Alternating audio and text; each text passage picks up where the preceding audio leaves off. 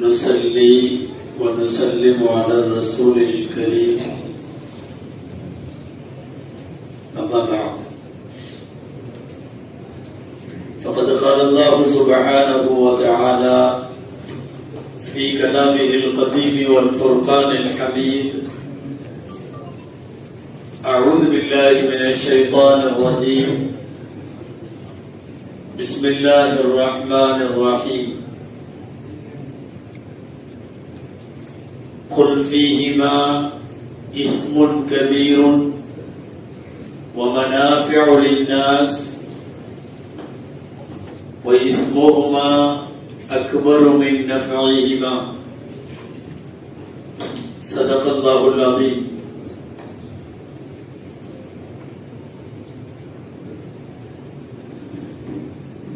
அளவற்ற அருளாளனும் நிகரற்ற அன்புடையோருமாகிய எல்லாம் வல்ல அல்லாஹ்வின் பெயரால் துவங்குகிறேன். அருமைநாயகம் முஹம்மது ரசூலுல்லாஹ் ஸல்லல்லாஹு அலைஹி வஸல்லம் அவர்களின் மீதும் நற்பாக்கியங்கள் நிறைந்த அவர்களுடைய உம்மத்தின் மீதும் குறிப்பாக இந்த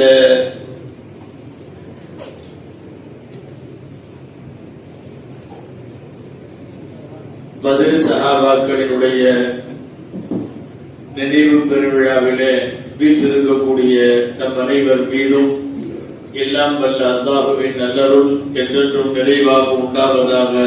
ஆமீன்.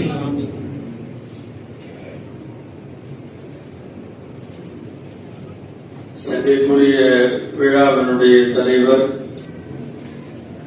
முன்னிலை வகிக்கக்கூடிய மரியாதைக்குரிய மஸ்ஜிதுன் நூர் மற்றும் ஜன்னத்துல் பகீயினுடைய நிர்வாக அங்கத்தினர்கள், இங்கே அவையில இதுவரை உரையாற்றி முடித்திருக்கிற உலமா பெருமக்கள்,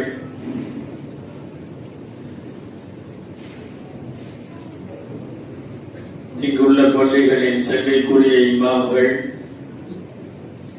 தொடர்ந்து இந்த நிகழ்ச்சியையும் இங்கே உள்ள பல்வேறு மார்க்க பணிகளையும் நிர்வாகத்தோடு இணைந்து மிகச் சிறப்பாக செயல்படக்கூடிய இஸ்லாமிய இளைஞர்கள் பேரவையினுடைய அன்பு சார்ந்த அங்கத்தினர்கள், வருகை தந்திருக்கக்கூடிய பெரியோர்கள், சகோதரர்கள், உங்கள் அனைவருக்கும் என் ஆரம்பமான அஸ்ஸலாமு அலைக்கும் வரஹ்மத்துல்லாஹி வபரகாத்துஹு.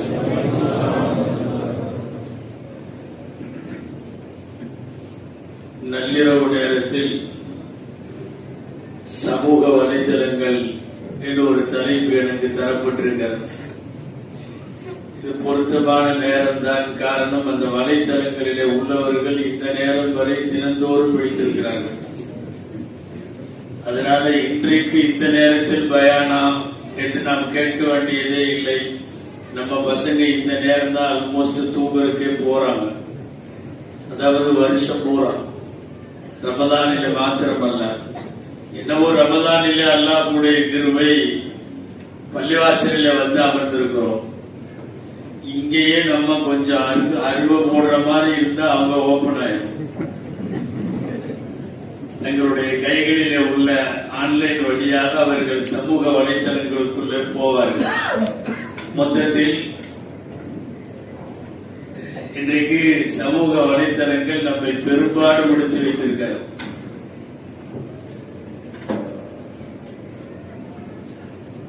ஆன்லைனுடைய அடிமைத்தனம் என்பது இன்றைக்கு உச்சகட்டம்.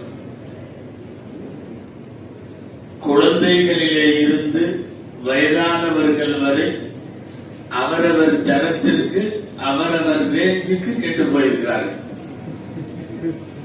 நாம் எல்லோரும் சொல்லுகிறேன், குழந்தை அதன் தரத்திலே கெட்டிருக்கிறது. குடும்ப பெண்கள் அந்த அளவுக்கு கெட்டிருக்கிறார்கள். கல்லூரி பருவ ஆண்களும் பருவ பெண்களும் சொல்ல வேண்டியதே இல்லை, மிக அதிகமாக கெட்டு போயிருக்கிறார்கள்.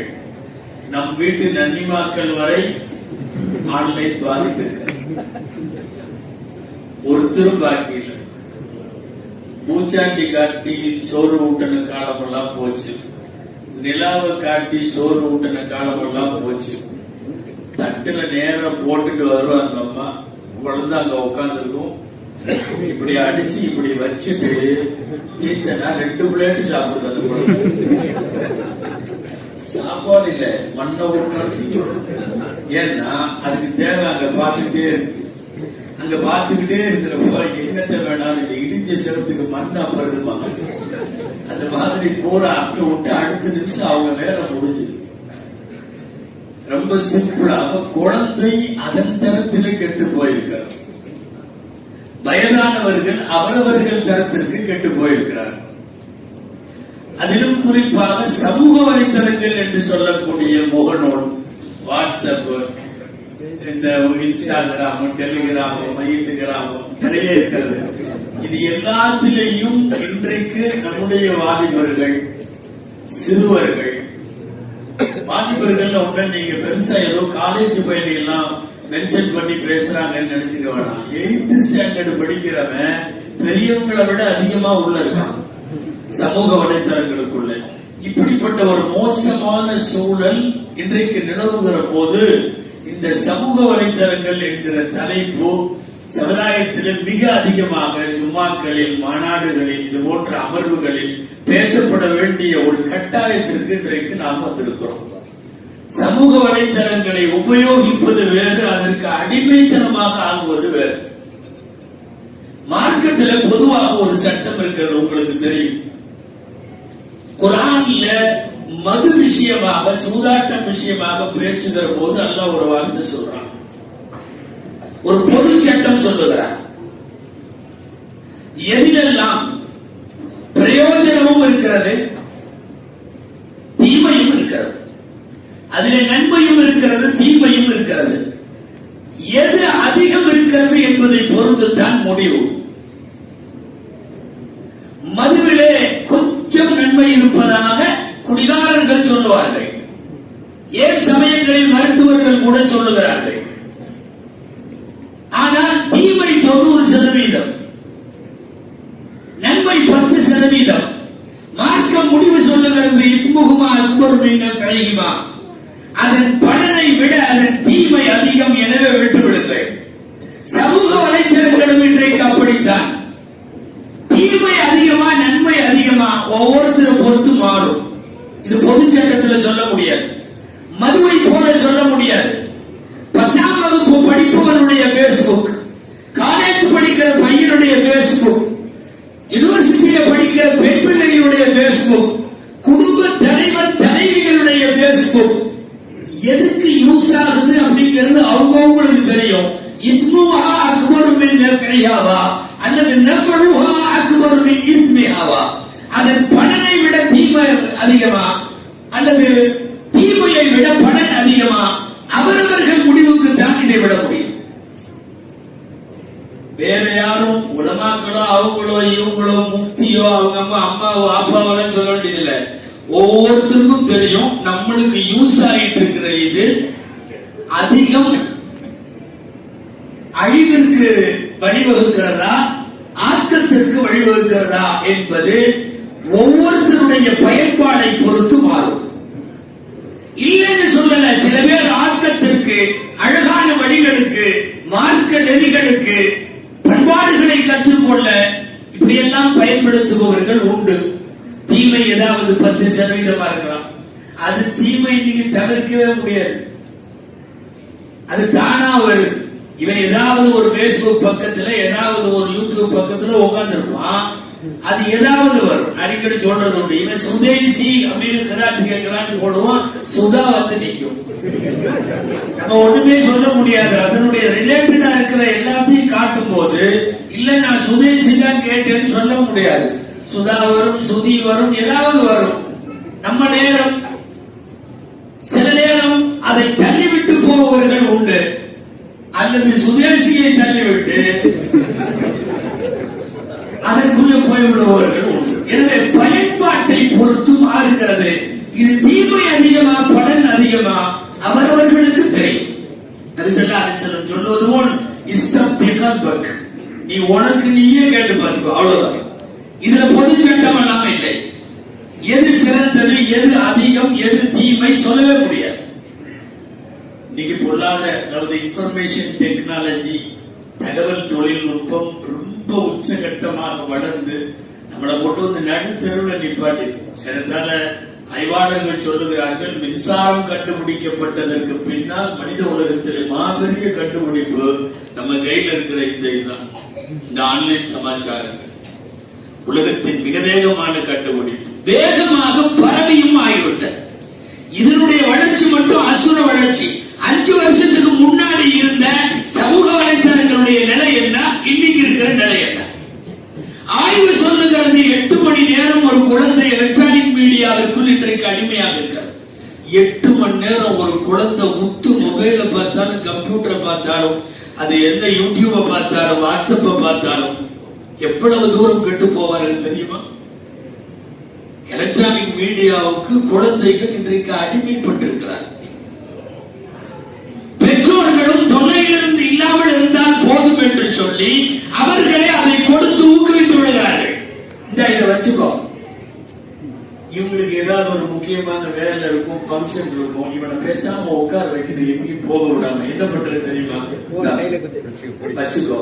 அவன் ஆணி அடிச்ச மாதிரி உட்கார்ந்துருக்கான். குழந்தைகிட்ட உள்ள எந்த இதுவும் இல்ல, அசைய மாட்டேங்கிறான், ஆட மாட்டேங்கிறான், திரும்ப மாட்டேங்கிறான். பொம்மை மாதிரிங்க, பொம்மையை வீட்டுல வச்சு போட்டு பூட்டிட்டு போனீங்கன்னா 3 நாள் கழிச்சு வந்து திறந்து வந்தா பொம்மை வேற எங்க வந்தா அதே இடத்துல அப்படியே உட்கார்ந்துருக்கானே, ஆணி அடிச்ச மாதிரி. சோறு வானாம், தண்ணி வானாம், அம்மா வானாம், அத்தான் வானாம், நீ அதை மட்டும் கையில கொடு. சமூக வலைதளங்கள் இன்றைக்கு குறிப்பாக இளவட்டத்தை ரொம்ப பெரிய அளவில் அது பாதித்திருக்கிறது. இதுல இன்னொன்னு என்னன்னா, கண்டதையெல்லாம் எழுதுறானோ பேஸ்புக், வாட்ஸ்அப்ல. இது பிரிச்சு பிரிச்சு பிரிச்சு பேசினா நாளைக்கு சகர் வரையும் பேசணும். அதாவது கொள்கை கோட்பாடுகள்ல கன்றாவித்தனமான வேலையெல்லாம் பண்றானோ, சமூகத்தினுடைய மானபங்கப்படுத்துற வேலை, அடுத்தவங்களை பத்தி பேசுற வேலை, இல்லாத உருவாக்குற வேலை, அதுக்கு ஒரு டீமாவே இருக்கிறானுல, அத ரெடி பண்றாங்க. இது எப்படி அவர்களுக்கு மனது வருகிறது தெரியல. எக்கச்சக்கமான, அதாவது முதல்ல எல்லாம் இந்த கழிவறை சோர்ல கிறுக்கி வைப்பானுங்க, கண்டதும் கிறுக்கி வைப்பானுங்கல்ல. இன்னைக்கு கழிவறை சோர் தான் பேஸ்புக் பேஜ், வாட்ஸ்அப் பேஜ். அங்க எழுத வேண்டியதில்லை, எல்லாம் இங்க எழுதலாம். ஒரு வசதி என்ன தெரியுமா? எழுது நம்ம பேர் போட வேண்டியதில்லை, தெரியாது. ஆனா அவன் பேர்ல ஐடியா இல்லையே. பேஸ்புக்ல இருக்கிற நிறைய பேர் அப்துல் காதர் நினைக்கிறீங்களா? இல்லவே இல்லை. அவன் ஏதாவது ஒரு பேர் வச்சிருப்பான், ஸ்மார்ட் பாயிண்ட் வச்சிருப்பான், என்னமாவது ஒரு பேர், போலி பெயர்களில் கணக்கு. எனவே என்ன வேண்டுமானாலும் எழுதலாம், யாரை பற்றி வேண்டுமானாலும் எழுதலாம், எழுதி கூச்சலாம். முதல்ல எல்லாம் வந்து திண்ணில உட்கார்ந்து பேசுவாங்க. ஊருக்கு அங்கங்க முச்சந்தில, அதுல இதுல, வீட்டுக்கு வெளியே, பள்ளி வாசலுக்கு வெளியே எல்லாம் திண்ணையெல்லாம் இருக்கும். திண்ணையில உட்காந்து ஊருக்குள்ள பூரா பேசுவாங்க. ஆமா, நான் பூரா செஞ்சு அவனை எல்லாம் அங்கேயே முடிச்சாரு, கழுவி குடிச்சு யாரை பத்தியாவது பேச. ஒருத்தர் கிடைக்கலன்னா அஜத்து. பெரும்பாலும் இந்த திண்ணை தோழர்கள் சொல்லுவாங்கல்ல, ரசூல்லா காலத்துல திண்ணை தோழர்கள் வேற, அவங்க சஹாபாக்கள், அவங்க உட்காந்து படிச்சுட்டு இருந்தாங்க. இன்னைக்கு பள்ளிவாசல்ல திண்ணை தோழர்கள் இருக்காங்க. இன்னைக்கு உட்காந்து என்னன்னா, யாரை பத்தியாவது பிஸ்மில்லான்னு ஆரம்பிப்பாங்க. யாராவது ஒருத்தர் ஏதோ ஒரு மோடி கிடைப்பாரு, ஏதாவது யாராவது ஒண்ணுமே கிடைக்கலன்னு வைங்களேன், பேசுவாங்க. அவர் அண்ணான்னு நடந்து போவார், பாத்தீங்கல்ல, அவர் பிஸ்மில்லான்னு ஆரம்பிப்பாங்க. வரும்போது சைக்கிள்ல வந்தார், இப்ப பாத்தீங்கல்ல வண்டி.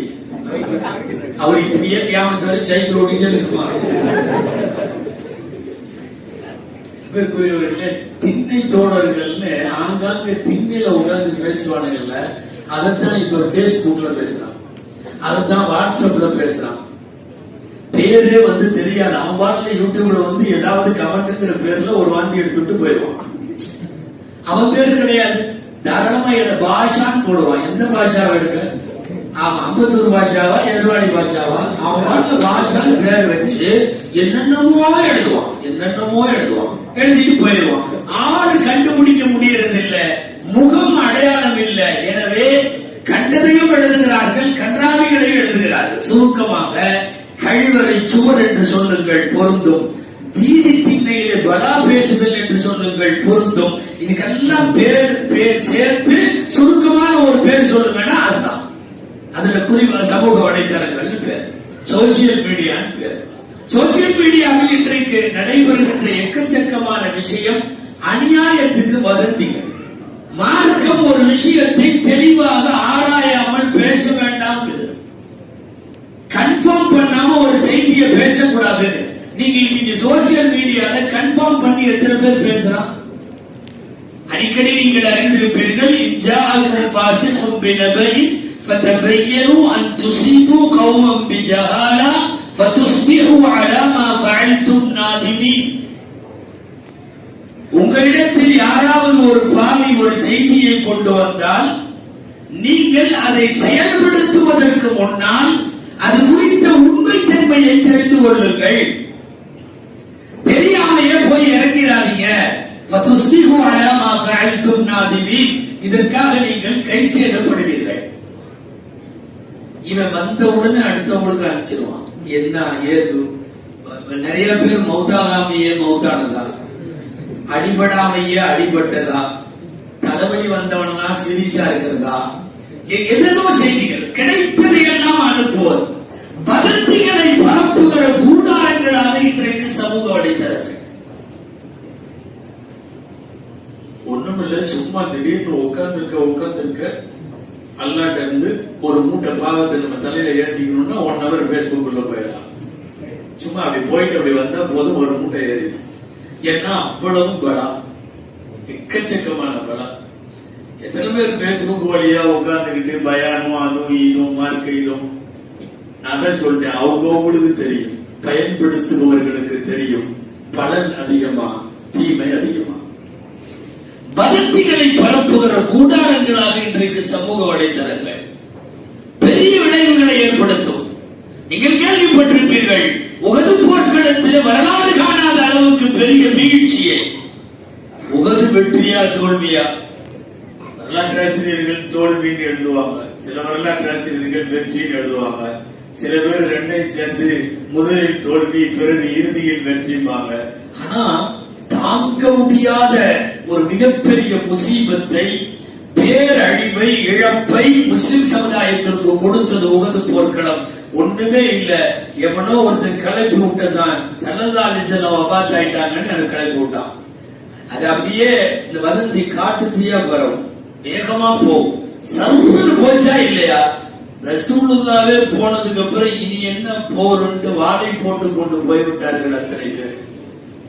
1000 பேர் வந்தவர்கள். சில அறிவிப்புகளின்படி பெருமானார் ஸல்லல்லாஹு அலைஹி வஸல்லமோடு இருந்தது 14 பேர். 900 பேர் எங்க போயிட்டாங்க? என்ன காரணம்? பெருமானார் ஸல்லல்லாஹு அலைஹி வஸல்லம் உயிரோடு இல்லை என்று கிளப்பி விடப்பட்ட வதந்தி. வதந்திகளுக்கு பின்னாலே எல்லாம் பெரும் இழப்பை முஸ்லிம் சமுதாயம் சந்தித்திருக்கிறது.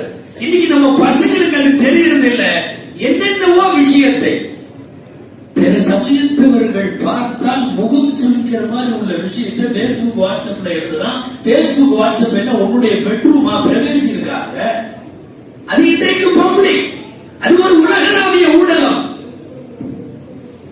ஒரு உலகளாவிய ஊடகத்தில் எழுதுகிறவனின் எழுத்து நாகரிகமாக இருக்க வேண்டும்.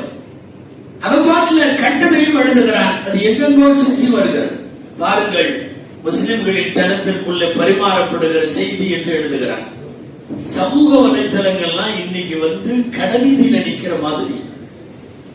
கொஞ்சம் ஆடை கிழிந்திருந்தாலும் நீ பார்க்கப்படுகிறாய். அப்புறம் இவ்வளவு அசிங்கத்தை எழுதினான். நிறைய வதந்திகளுக்கு இடம். நம்ம பசங்க அதுக்கு அடிக்கடி உலமாக்கள் உங்களுக்கு சொல்லுவாங்க, ஷேர் மட்டும் பண்ணவே பண்ணாதீங்க. ஆயத்தே யாராவது அனுப்பிச்சிருந்தாலும் நல்லா கரெக்டான ஆயத்து தானவான்னு கன்ஃபார்ம் பண்ணிட்டு ஷேர் பண்ணுங்க. கண்டதையும் அனுப்பிச்சு விடுறாங்க.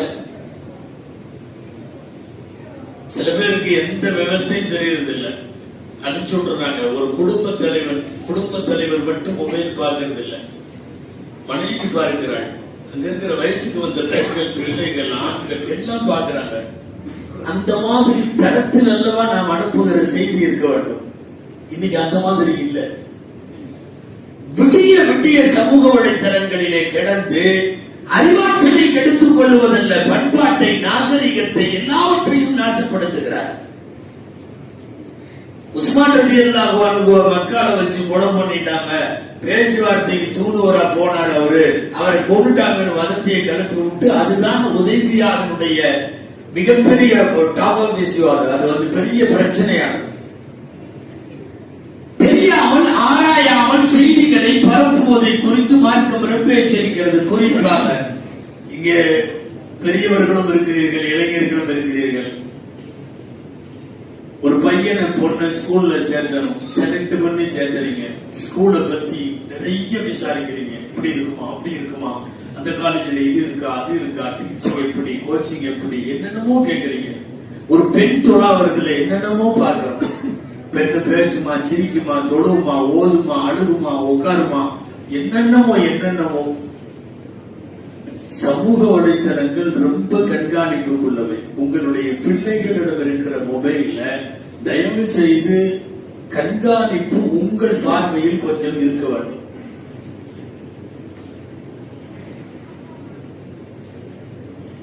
நமக்கு குழந்தைகளிடம் கொடுப்பதற்கு, குறிப்பாக பருவ வயது 20 வயதுக்கு கீழே உள்ளவங்க அந்த மொபைல்லே அதுக்கான ஆப்ஷன்லாம் இருக்கிறத சொல்றாங்க.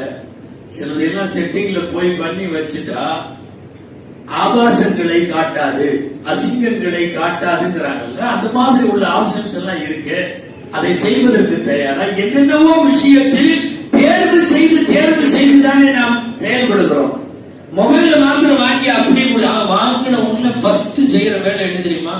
நம்பர் லாக் பண்ணுவான் முதல்ல. அடுத்த 5வது நிமிஷம் அவங்க அம்மா எடுத்தாலும் பார்க்க முடியாது, அவங்க அத்தா எடுத்தாலும் பார்க்க முடியாது, யார் எடுத்தாலும் பார்க்க முடியாது. என்னுடைய மொபைல் இது அப்படின்னு ஒரு குடும்ப தலைவனோ ஒரு குடும்ப தலைவியோ நடு வீட்டுல மொபைல வைக்கணும்ல. ஓபன் ஹார்ட்டுக்காக தான் அர்த்தம். இன்னைக்கு எல்லாம் நம்பர் போடுறான், என்ன இருக்குன்னே தெரிய மாட்டேங்குது. பொண்டாட்டி புருஷனுக்கு தெரியாம நம்பர் போட்டு வச்சிருக்கான். அந்த இவன் நம்பர் போட்டு வச்சிருக்கான். அந்த அம்மா இவரோட மொபைல பார்க்க முடியாது, இவரோட மொபைல அந்த அம்மா பார்க்க முடியாது. என்ன உருகுல வச்சிருக்கீங்கன்னு தெரியல. மகன் தலைமுறை எல்லாம் நம்பர். அவன் நம்ம பசங்க அதுக்கு மேல ஒரு நம்பரை தொடர்ந்து எப்படியாவது உள்ள போனா அதுக்குள்ள ஒவ்வொருக்கும் நம்பர் போட்டுக்கலாம். வாட்ஸ்அப் ஒரு நம்பர், பேஸ்புக் ஒரு நம்பர். நீ தவறி கூட ஏதாவது தொடர்ந்தீங்கன்னா அதுக்குள்ள போக முடியாது, இதுக்குள்ள போக முடியாது. இப்ப என்ன தவறு நடக்கிறது? எதற்காக இது? என்ன ராணுவ அதிகாரியா? ரகசியத்தை வேணா திருடிட்டு போயிடுவானா? பின்ன என்ன நடக்கிறது உங்களுக்கு தெரியுதா? சமூக வலைதளங்கள் நிறைய விஷயத்தை போலியாகவும் ஒருவருக்கொருவர் ஒழித்துக் கொள்ளுகிற மோசமான சூழல் ஒரு குடும்பத்திற்குள்ளே நடக்கிறது. ஒரு குடும்பத்துக்குள்ள இதுல இவன் நிறைய அவனுக்கு வந்ததை போற விடிய காலையில எந்திரிச்ச உடனே 120 பேர் சலாஞ்சோம்னா யாருக்கு பதில் சொல்ல? அஸ்ஸலாமு அலைக்கும், அஸ்ஸலாமு அலைக்கும், அஸ்ஸலாமு அலைக்கும். நம்ம வலைக்கும் அஸ்ஸலாம் அஜ்மஈன் அல்-ஃபாத்திஹா 120 பேர் சலாம் போயிருக்க. எதையாவது அனுப்புவான். திடீர்னு ஊழலை ஒழிக்க வேண்டுமா? மிஸ்டுகால் கொடுங்க. எந்த காலத்துல அதை ஒழிக்க?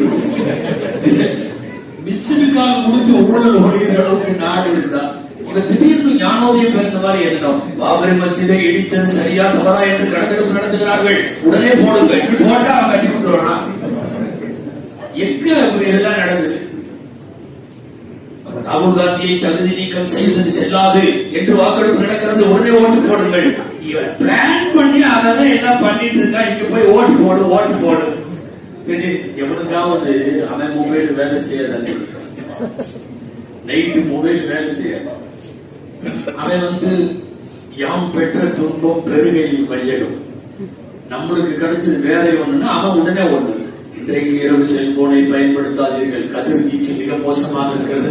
உன்னை தட்டி விட்டு ஊர்ல இருக்கிறவங்க பூரா மொபைல் பயன்படுத்த விடாம என்னென்ன செய்தி அனுப்புறான் தெரியுமா? ரொம்ப நாளா அனுப்பிச்சிட்டு இருக்கானுங்க. இந்த இரவு 108 ஆம்புலன்ஸ் வேலை செய்யாது. எப்பவோ 3 வருஷத்துக்கு முன்னாடி ஒரு நாள் அனுப்பிச்சிருப்பானுங்க போல இருக்கு. அதை இன்னும் அனுப்பிச்சுட்டு வேடிக்கை ஒரு கதை சொன்னாங்க. அதையும் பேஸ்புக்லதான் எழுதியிருந்தாங்க. புள்ள காணாம போச்சு அப்படின்னு சொல்லி எங்க கண்டாலும் புடிச்சு கொண்டு வந்து எங்க வீட்டுல கொடுங்கன்னு சொல்லி இது பண்ணி அவன் தேதி போடாம முட்டான் போட்டிருக்கு. அன்னைக்கே பையன் வந்துட்டான். அதுக்கப்புறம் அவன் அடுத்த வாரம் ஸ்கூலுக்கு போறப்போ ஒவ்வொருத்தரும்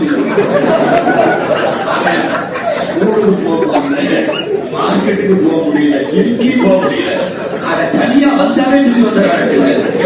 என்னன்னா அது சுத்திட்டே இருக்கு, அது சுத்தி சுத்தி சுத்தி அவன் வெளியே அந்த குழந்தை வளர்ந்து பெருசாக அடையாளம் மாற வரை வெளியே போக முடியாது.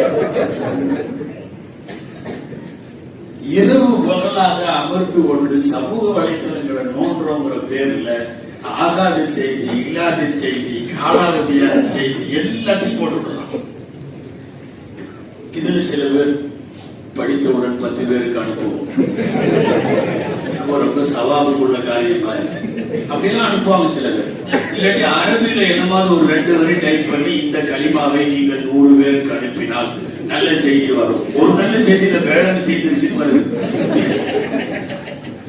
எக்கச்சக்கமாக இந்த மாதிரி ஆக்கப்பூர்வமாக சமூக வலைத்தளங்களை அணுகுகிறவர்கள் எத்தனை பேர் என்று நினைக்கிறீர்கள்? நாம கரெக்டா பயன்படுத்துறோமா இல்லையான்னு நம்ம மனசை ஒரு தடவை கேளுங்களேன். ஒரு நாளைக்கு 24 மணி நேரம் நம்முடைய மொபைல் பயன்பாட்டில் நல்லவைகள், அது பேஸ்புக்லயோ வாட்ஸ்அப்லயோ யூடியூப்லயோ என்ன எதிராவது ஒண்ணு எதிரையா இருந்தாலும் 24 மணி நேர பயன்பாட்டில் நீங்கள் அதிகம் நன்மைக்கு பயன்படுத்துகிறீர்கள் என்று இருக்கிறதா என்பதை உங்களுக்கு நீங்களே கேட்டுக்கொள்ளலாம். யார் பெரியவங்களா இருந்தாலும் சரி, சின்னவங்களா இருந்தாலும் சரி, அவங்களா கேட்டு பார்த்துக்கலாம். அவர்களுக்கு தெரியும் நாம் என்ன தரத்தில் அதை வச்சிருக்கோம். நாம சரியா இருந்தாலும் இந்த கம்பெனிக்காரன், நெட்வொர்க்குக்காரன், இந்த விளம்பரத்துக்காரன் அவனெல்லாம் விட மாட்டேங்கிறான். இப்போலாம் பிஎஸ்என்எல்ல, இந்த ஏர்டெல்ல, அந்த அவங்க எல்லாம் தனியா மொபைல்ல வருது. தனியாக உணர்கிறீர்களா? நீ நான் தனியா இருந்து நீ என்ன பண்ண போறாரு? ஆனா உடனே ஆறுதலாய் பேசி தொடர்பு கொள்ளணும். தனியா இருக்கிறவன்ட்டு நீ ஆறுதலா பேசுறதுக்கு நீ நம்பர் அனுப்புற. இப்ப நம்ம பையன் அப்படியே சும்மா இருப்பானா? இந்த தனியா இருக்க உணர்கிறீர்கள் அமுத்தி தான் பாப்போமே. அவன் அமுத்தனா அது எங்கெங்கயோ போ. சர்வ சாதாரணமாக இன்றைக்கு சிக்கி கொள்ளுவதற்கு எல்லா மெசேஜும் வரும். ஆமா, தொழுகும் உதவு செஞ்சு முடிச்சு போட்டு தொழுகி போறதுக்காக தலப்பாவை கட்டுறப்போ லோன் வேணுமான்னு அனுப்புவாங்க. லோன் போய் வரிசையில காத்து கடந்து நின்றாலும் தரமாட்டானுங்க நிறைய பேருக்கு. அவன் லோன் வேணுமா உடனடியாக தொடர்பு கொள்ளுங்கள், அதுக்கு ஒரு 5-6 நம்பரை எல்லாம் கொடுத்துருவாங்க. அன்புக்குரியவர்களை மிகவும் வலைத்தளங்கள் வழியாக கெட்டு போயிருக்கிறதுல ரொம்ப சிறிய, நான் 15 வயசுக்கு உட்பட்டவர்கள் சொல்லுங்க, மிகவும் கெட்டு போயிருக்கிறார். சில பேர் எல்லாம் மென்டல் மாதிரி ஆயிருக்கும். இந்த கேம் விளையாட்டு அது இதுன்னு சொல்லி உண்மையாகவே மருத்துவமனையில் இருக்கிறார்கள். சில பசங்க 10 வயசு 12 வயசு அடிக்ட் ஆகி குழந்தைகள் கெட்டு போயிருக்கிறார்கள். வருங்காலத்துல கண்ணாஸ்பத்திரி வச்சா நல்லா சம்பாதிக்கணும். ஏன்னா அடுத்த தலைமுறையுடைய கண் பூரா நாசமாயிட்டு இருக்கு. சின்ன சின்ன குழந்தைகள் இருட்டு வெளிச்சத்தில் அந்த லைட் ஸ்கிரீனை மட்டும் தொடர்ந்து பார்த்து கொண்டே இருக்கிறார்கள். ஆயிரக்கணக்கான மருத்துவ எச்சரிக்கைகளுக்கு பின்னாலேயும் அது மோசமாக நடந்து கொண்டே இருக்கிறது. குழந்தைகள் ரொம்ப வருத்தம் என்னன்னா, வலைத்தளங்களின் வருகைக்கு பின்னாலே சிறியவர்களிடத்தில் நடந்திருக்கிற ஒரு மிகப்பெரிய, அதை என்ன சொல்றது, அது ஒரு மீடியாக்களுடைய சோசியல் மீடியாவுடைய வயலன்ஸ் சொல்லணும், ஊடக வன்முறைன்னு சொல்லணும். என்னன்னா, வயதுக்கு மீறிய முதிர்ச்சியை இன்றைக்கு குழந்தைகள்ல பார்க்கிறோம். நீங்க எல்லாருமே அவரவர்களுடைய குடும்பத்திலும் சரி, அக்கம் பக்கத்திலும் சரி, நீங்க நல்லா பார்க்க முடியும். எந்த வயது வருகிற போது எந்த விஷயம் தெரிய வேண்டுமோ அந்த விஷயம் அந்த வயதுகள் வருவதற்கு முன்னாலேயே தெரிகிறார்கள். இது ஒட்டுமொத்த சமூகத்திற்கும் ஆபத்து. வயதுக்கு மீறிய முதிர்ச்சி என்பது இன்றைக்கு இருக்கிற ஊடகம் தனது வன்முறையால் தந்திருக்கிற செய்தி. சோசியல் மீடியாக்கள் வழியாக ஒரு 13 வயசு பையன் 8th ஸ்டாண்டர்ட் படிக்கிறான். அவன் கையில மொபைல் இருக்கு. அவன் எதையாவது தட்டட்டும், ஆடை இல்லாமல் அவனுக்கு படங்கள் கிடைக்கும் என்றால் அவன் எவ்வளவு மோசமா இருக்கு தெரியுமா? வயசு 13, வயசு 12, வயசு 12 அவனுக்கு அந்த கற்பனை கூட போகாது. அது சம்பந்தமான சிந்தனை வராது. பிறகு அவனுக்கு விரிகிற அந்த திரையில் தொடுதலையில் ஆடை இல்லாத படங்களும் கிடைக்கும் என்றால் சமூகம் எவ்வளவு தூரம் நாம் மோசமாக வந்திருக்கிறோம். அதிகமாக கெட்டு போயிருப்பது குழந்தைகள். தயவு செய்து என்ன நடந்தாலும் பரவாயில்ல, குறைந்தபட்சம் ஒரு 15 வயது வரைக்குமாவது மொபைல் விஷயத்தில் அவர்களுக்கு ஒரு ரீசெப்ஷன் ஏதாவது வேணும். ஒரு கண்டிப்போம், கண்காணிப்போம், அல்லது கையில கொடுக்காது. நீட்ல ஃபர்ஸ்ட் வந்த பொண்ணு பேட்டி கொடுக்கும். என்னன்னா, மொபைல போன் பண்றதுக்கு மட்டும் தொடுவேன், அப்புறம் தூக்கி வச்சுட்டேன். நான் வருஷம் பூரா உட்கார்ந்து படிச்சேன், நான் இப்படி வந்துட்டேன். குறிப்பாக சோசியல் மீடியாவுக்குள்ள போக மாட்டேன். யார் யாரெல்லாம் வேலை வாய்ப்பை பெறுகிறார்களோ, யார் யாரெல்லாம் மிகப்பெரிய அளவில் தேர்வில் வெற்றி பெற்றுகிறார்களோ, சாதிக்கிறார்களோ, அங்கெல்லாம் ஸ்கூலுக்கும் காலேஜுக்கும் ஏன் மதரசாக்களுக்கும் மொபைல் இருக்கிறவரையும் உட்படாது. மொபைல் இருக்கிறவரையும் உட்படாது. எங்களிடத்தில் நிறைய பெற்றோர்கள் பேசி இருக்கிறார்கள், மொபைல் அனுமதிக்கிறார்கள். முடியாது. மதரசாவில் மொபைல் இருந்தால் அடுத்த நிமிடம் விளக்கப்படும். அப்படி வச்சுதான் கொண்டு வந்துருக்கோம். ஒரு மாணவன்கிட்ட மொபைல் இருக்க முடியாது. நான் பெருமையோடு சொல்லுகிறேன். இருந்தால் விளக்கி விடுவோம், அடுத்த நிமிடம் விளக்கி விடுவோம். அவன் ஓதுவதற்கு, அவன் படிப்பதற்கு இன்றைய தினம் மிகப்பெரிய தடைகளாக இருப்பது நீங்கள் எத்தனை விவாதங்கள் வேண்டுமானாலும் வைத்துக் கொள்ளுங்கள். அவனுடைய கையில இருக்கிற மொபைல், அதற்குள்ள இருக்கிற சமூக வலைத்தளங்கள் அவனை செயல்பட விடாது, சிந்திக்க விடாது. மூளை மழுங்கி போய்விடும். சுய சிந்தனையும் சார்பும் இல்லாமல் ஒரு கட்டத்தில் அவன் உருவாக்குகிற ஆபத்தை இந்த சமூகம் எதிர்கொள்ளுகிறது. கையில இருந்துச்சுன்னா அவன் வேற என்ன பண்ண, சும்மாவாது போட்டோ எடுத்தாது இருப்பான்ல. இப்படி இப்படி போட்டாங்கல்ல, ஹரியானாவா, அங்க ட்ரெயின்ல புதுசா கல்யாணம் ஆனவன், புதுசா கல்யாணம், ஃப்ரெஷ் மாப்பிள்ளை, ஒரு வாரம் பொண்ணும் மாப்பிள்ளையும் 2 பேரும் இந்த ட்ரெயினுடைய வாசப்படியில நின்றுட்டு கொஞ்சம் தூரம் வெளியே வந்து செல்ஃபி. அடுத்த ட்ரெயின் வந்து தூக்கி போயிடுச்சு. வருத்தமாக இருக்கிறது. புது மாப்பிள்ளை, உனக்கு என்ன செல்ஃபி? ஒரு கைய ட்ரெயின்ல இப்படி முடிச்சுட்டு இந்த பக்கம் இவர் பாதி தூரம் வெளியே வந்துட்டு இப்படி எடுக்கிறாராம். பைத்தியமாகி போயிருக்கிறார்கள் செல்ஃபில. எங்கேயாவது ஹில்ஸ்ல போய் டாப்ல நின்றுட்டு ஒரு காலம் எடுத்துட்டு இருக்கிறான். வலிக்கு உழுந்து செத்து போனவன் நிறைய பேர், நிறைய பேர். செல்ஃபி விபத்துகள்லயே நிறைய பேர் இருக்கான். என்னென்ன செல்ஃபி. நிக்கா ஓதுறதுக்கு நேரமாச்சுன்னு போய் அங்க உட்கார்ந்து அஜித்து குத்துபா ஓதுறதுக்கு உட்கார்ந்தா மாப்பிள்ளைகிட்ட எல்லாம் பண்ணி ரிஜிஸ்டர் கொடுத்து கையெழுத்து வாங்கிட்டு, கையெழுத்து வாங்கி அவரு அஜித்து மூடி வச்சுட்டார். திரும்ப எடுத்து கையெழுத்து போடுற மாதிரி வைக்கி போட்டா பிடிக்கணும். நிறைய மாப்பிள்ளை அதுக்கு ஒரு பேனாவை வாங்கி இப்படி கையெழுத்து போட அந்த அவன் நாளை அதுல எவனாவது ஒருத்த போட்டா முடியாது சார் இன்னொரு தடவை அப்படின்னு நடிக்கிறானோட மாப்பிள்ளை வச்சு வச்சு கையெழுத்து. நம்ம இந்த எல்லா போட்டாவை எல்லா கையெழுத்து முடிஞ்சதுக்கு பிறகுதான் அன்னைக்காகும் சுண்ணத்தி சுண்ணத்தி அப்படின்னு சுண்ணத்தான குத்துவாவை எல்லாம் ஓத முடியும். வெறித்தனமான ஒரு அடிமைத்தனத்தில் இன்றைக்கு எல்லாம் இந்த கையகல மொபைலுக்குள்ள இருக்கக்கூடிய கேடுகள்ல இது எல்லா கேடுகளும் உண்டு. மிக அதிகமாக வேண்டுமானால் இளைஞர்கள் பாதிக்கப்படுவது சமூக வலைத்தளங்களின் வழியாக இருக்கலாம். இன்னைக்கு பஞ்சாயத்துகள்ல வரக்கூடிய நிகாஹ் தலாக் பிரச்சனைகள்ல எக்கச்சக்கமான பிரச்சனை இந்த சோசியல் மீடியா.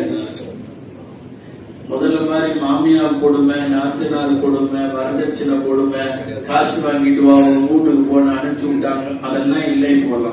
இப்போல்லாம் மெயின் என்ன தெரியுமா? என் புருஷன் பேஸ்புக்ல நைட்டு 2 மணி வரையும் உட்கார்ந்து இருக்காரு, அல்லது என் மனைவி ராத்திரி 2 மணி வரையும் பேஸ்புக்ல உட்கார்ந்து இருக்கிறான், விடிய விடிய அதுல இருக்கிறான், சொன்னபடி கேட்கறது இல்லை. இதுல ஏற்பட்ட பிணக்குகளின் வழியாக வரக்கூடிய தலாக்கு குலா பஞ்சாயத்துகள் தான் சமீப காலத்தில் அதிகமான பெயர்கள். ஒட்டுமொத்த குடும்பங்களின் சிதைவுக்கு சமூக வலைதளங்கள் காரணம். நிறைய அது 2 பேருமே யூஸ் பண்ற மாதிரி இருந்தாலும் கொஞ்சம் அண்டர்ஸ்டாண்டிங் இருக்கும். சரி, அதுக்கும் ஏதோ ஒரு பேஸ்புக்ல அதுக்கு ஒரு பேஜ் இருக்கும் போல தெரியுது, நமக்கு ஒரு பேஜ் இருக்குது. நாம கொஞ்ச நேரம் தனியா இதை நோண்டுவோம். ரெண்டு பேரும் ஒன்னா சேர்ற மாதிரி எல்லாம் ஐடியா இல்ல. அவன் பேஸ்புக்லயே குடும்பம் நடத்துறான், இது பேஸ்புக்லயே குடும்பம் நடத்துது. ரெண்டு பேரும் அப்படியே வந்து சார்ஜ் முடிஞ்சு போய் மொபைலா மவுத்தா போட்டுட்டு தூக்கிடுவாங்க. அதான் மவுத்தாகும். அதுக்கப்புறம் தான் இவங்க தூங்குவாங்க. சமயங்கள்ல நம்மளுக்கு பேஸ்புக்ல அக்கௌண்டே இருக்காது. இவர் இடையில எட்டி எட்டி பார்ப்பார் மனைவியை. அது அங்க நிறைய பேத்து என்ன இது என்ன அப்பாவித்தனமா, இது 8வது தான் படிச்சிருக்கோம். என்ன பாரு அது பேஸ்புக், நீ யார்கிட்ட என்ன பண்ணிட்டு இருக்க, அதெல்லாம் ஃப்ரெண்ட்ஸ். உனக்கு ஃப்ரெண்டா அப்படிமா என்னமோ நினைச்சுட்டு. எத்தனை பேர் ஃப்ரெண்ட்? 350 பேர் இருக்காங்க.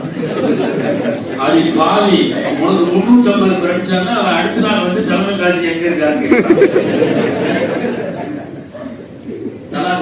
இருக்காரு. அல்லது சில நேரம் நம்ம பெண்கள், ஆமா அவங்க அறியாதவங்க அப்பாவிகளா இருக்காங்க, மோஸ்ட்லி அப்படி இருப்பாங்க. அவங்க என்ன பண்றது, எட்டி எட்டி பார்ப்பாங்க. இந்த ஆளு இது வரிசையா நிறைய பேர் ஃப்ரெண்டுக்கு பூரா நிறைய ஃபீமேல் ஃப்ரெண்டா இருக்கு. பூரா பெண்கள் இவங்கெல்லாம் யாரு, அவங்கெல்லாம் ஃப்ரெண்ட்ஸ். அது பொம்பளைக்கு எப்படி இருக்கும்? 300 ஃப்ரெண்ட்ஸ் உனக்கு வந்து இருக்கிறான்னு தெரிஞ்சா. இந்த நடு ஜாமத்துல இன்னைக்கு எக்கச்சக்கமான பிரச்சனைகளுக்கு காரணமே என்னன்னா இந்த சோசியல் மீடியா தான். மனைவி மக்களை எல்லாம் விட்டுட்டு 1 மணி 2 மணி வரை நீ சாட்டிங் பண்ணிட்டு இருக்கிறிய யார் கூடவோ, என்ன குடும்பம் அது? அல்லது கணவனை விட்டு விட்டு நீ இப்ப சாட்டிங் பண்ணிட்டு இருக்கிறிய 1:30 மணி 2 மணி நைட்டு டெய்லியும், இது என்ன குடும்பம்? எனவே குடும்பத்தினுடைய அமைப்பு, அதனுடைய அதாவது உணவு, உறக்கம், ஒரு குடும்பத்தினுடைய ஃபேமிலியினுடைய லைஃப் ஸ்டைல் எல்லாத்தையும் மாற்றி குட்டிச்சவராக இருக்கிறது சமூக வலைதளங்கள். நான் பலன் இல்லை என்று சொல்ல வரவில்லை. லேசாக ஏதாவது ஒரு 10% வேண்டுமானால் பலன் இருக்கலாம். ஆனால் நிறைய பேர்த்தை கெடுத்து குட்டிச்சவராக்கி வச்சிருக்கு. சமூக ரீதியான அவலங்கள், எக்கச்சக்கமான அவலங்கள். 4 பேருக்கு சாப்பாடு பொட்டணம் கொடுக்குறேன்ட்டு போய் நிக்க வச்சு அதை போட்டோ எடுத்து அவங்களை அவமானப்படுத்தி, நீ கொடுக்கலன்னா கொடுத்துட்டு போ, வேணும்னா டெக்ஸ்ட்ல எழுதி போடு. எங்கள் சங்கத்தின் சார்பாக இன்றைய தினம் நாங்கள் 100 மிஸ்கின்களுக்கு உணவு கொடுத்தோம். அல்ஹம்துலில்லாஹ் போடபடி இவர் கொடுப்பாராமா, அவங்க வாங்குவாங்களாமா, அவங்க இப்படி எடுப்பாங்களாமா, அதை போட்டு விடுவாராமா.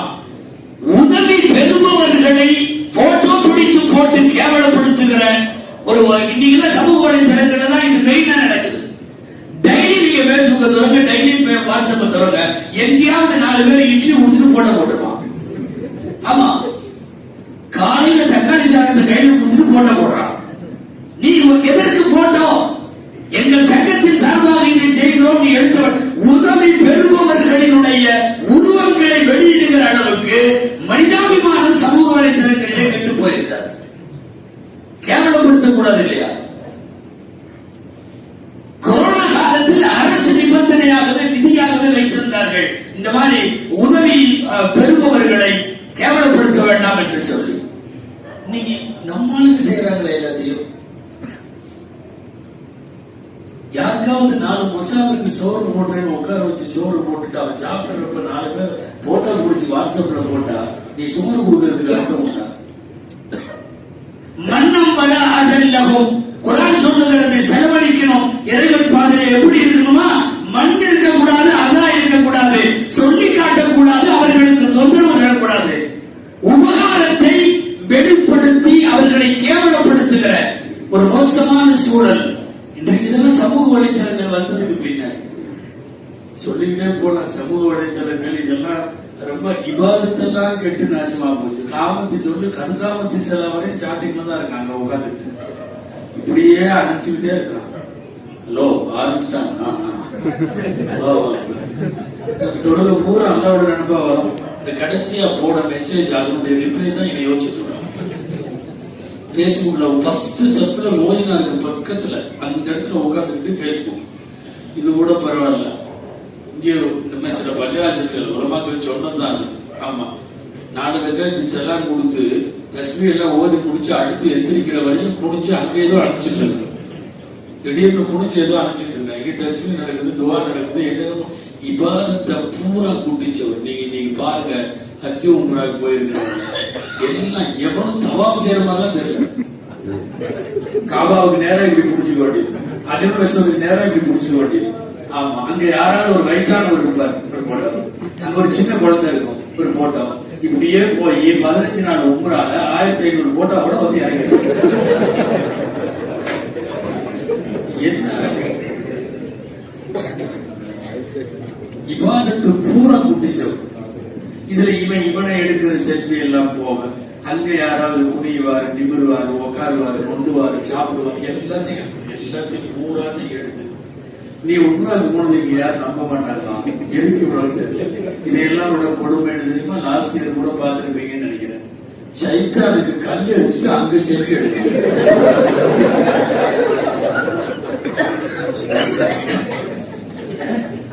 நாம நல்ல பெரிய பெரிய கல்லா எடுத்து கையில வச்சுக்கோம்.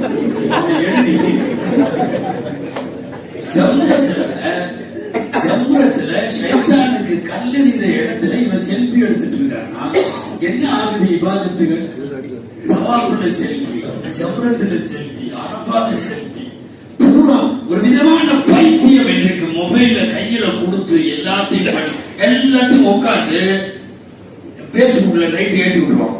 பூரா எல்லாம் அவன் எடுக்கிற போட்டோ, அது இது எல்லாம்.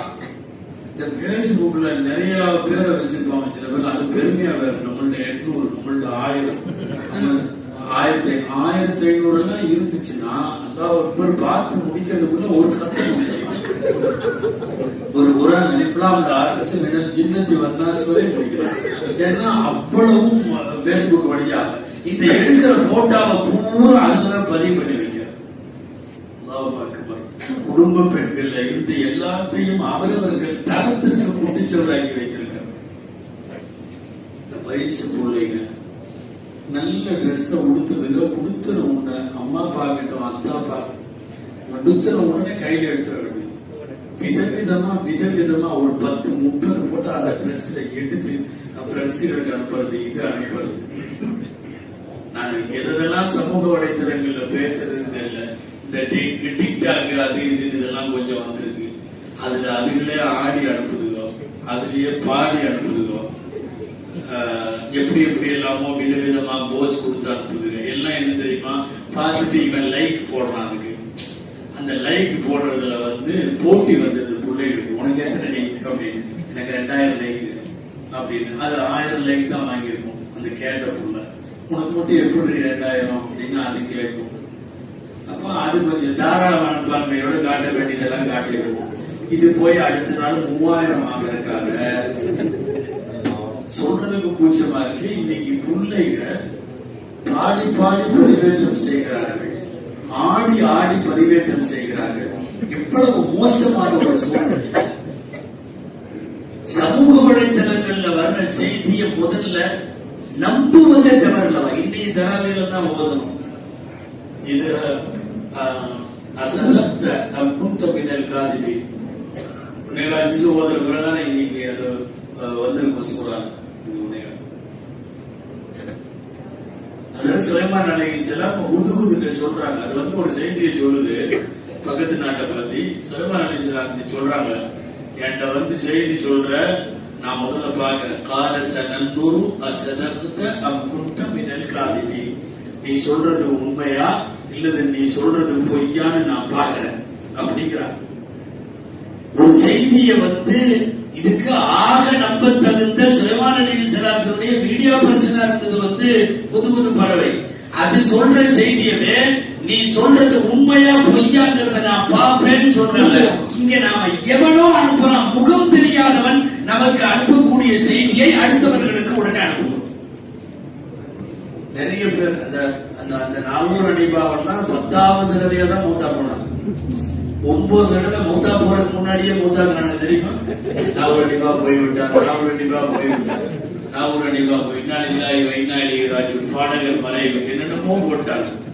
அவரு போன் பண்ணி சில அஜ்மார்கிட்ட பேசினார், உங்களுக்கும் வந்துச்சாங்க. இப்படி ஒரு குடும்பம் யாருக்கும் வரக்கூடாது. என்ன ஆச்சியா? இல்ல நான் மௌத்துக்கு செய்தி வந்துச்சா? அவர் 5-6 தடவை அப்படி போட்டு அதுக்கப்புறம் கடைசியில தான் உண்மையா மௌத்தா போனார். அவங்களுக்கு அதுல ஒரு டேஸ்ட். யாராவது அது வந்துச்சுன்னு வைங்களேன், அதைத்தான் ஃபர்ஸ்ட் அனுப்புவான், போயிட்டாரமா அப்படின்னு. இப்ப இருக்கிற சுதேசி எத்தனை தடவை போதா தெரியுமா? சுதேசிங்க இப்போ தொலை வச்சுதான் இருக்காரு. சமயங்கள் அவரை இப்போ இல்ல, ஒரு மூணு வருஷம் ரம்ஜானுக்கு முன்னாடி ஒரு ரம்ஜான்ல கிளப்பிட்டாங்க. மக்கா அரப் ஷரீஃபின் தலைமை இமாம் மரியாதைக்குரிய அப்துல் ரஹ்மான் சுதேசி அப்படி இப்படின்னு போட்டு மோத்தா போய் எல்லாம் பண்ணி அந்த பக்கம் திருப்பூர் பக்கத்துல காலையில பஜ்ர்ல யாசின் எல்லாம் ஓதிட்டாங்க. காலையில என்னன்னா ஒரு பிரகாசத்துக்கு போயிட்டாரு. மெசேஜ் வாட்ஸ்அப்ல வந்துருச்சுன்னு சொல்லி அவர் பேர்ல அது பாத்தியா சொல்லி இசாதுவா போட்டு யாரா அவருடைய கபரை இதாக்குன்னு சொல்லி அப்புறம் கடைசியில பார்த்து சும்மாடா அவர் தான் சொல்ல வைக்கிறார். இந்த பசங்க சமூக வலைத்தளங்கள் வழியாக இவங்க பண்ற பாடுபடுத்துறது ரொம்ப ரொம்ப ரொம்ப. ஆக நான் சொல்ல வருவது, குடும்ப ரீதியாக நம்முடைய ஒழுக்கங்கள் மாண்புகள் சிதைந்து போயிருக்கிறது, சமூக ரீதியாகவும் சிதைந்து போயிருக்கிறது. ஒரு சமுதாயத்திற்கு நல்ல பெயர் ஏற்படுத்த வேண்டிய ஊடகங்கள் நல்ல பெயரை ஏற்படுத்த தவறி இருக்கிறது.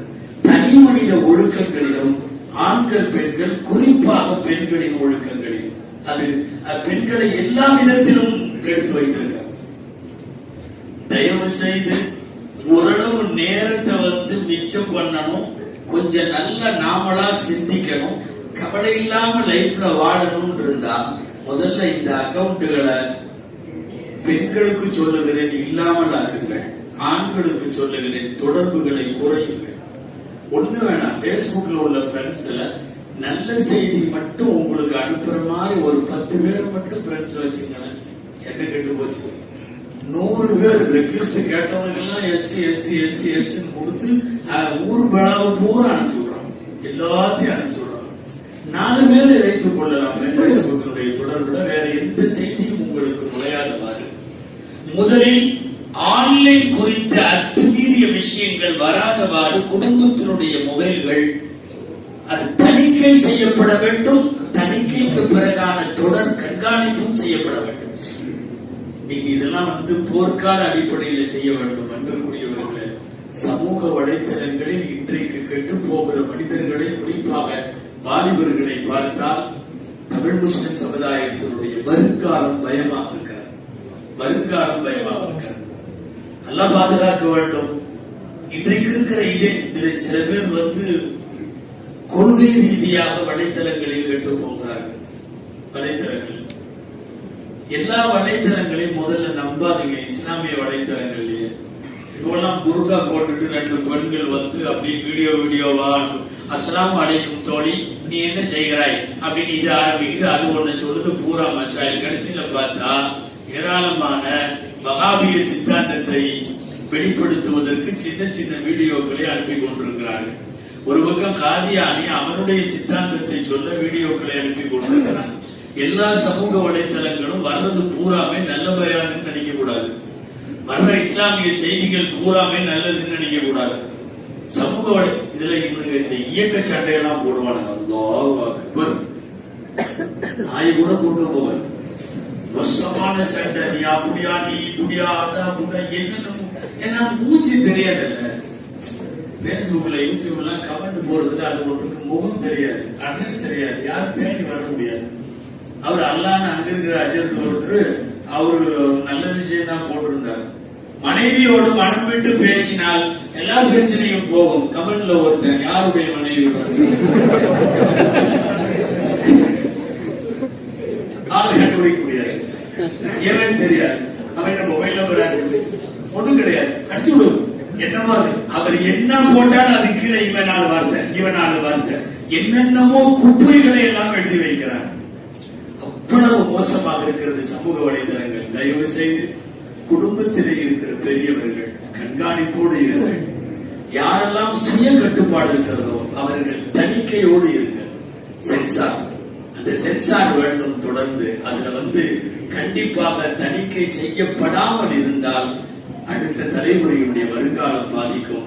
துஆ செய்யுங்கள். அல்லாஹ் ஜல்ல ஷானஹு தஆலா அறிவியல் எவ்வளவு வளர்ந்தாலும் அதை ஆக்கத்திற்கும் மார்க்கத்திற்கும் அதிகம் பயன்படுத்தக்கூடியவர்களாக, அழிவிலிருந்தும் தீமையில இருந்தும் நம்மை தற்காத்துக் கொள்பவர்களாக அல்லாஹ் நம்மை ஆக்கி வருவானாக.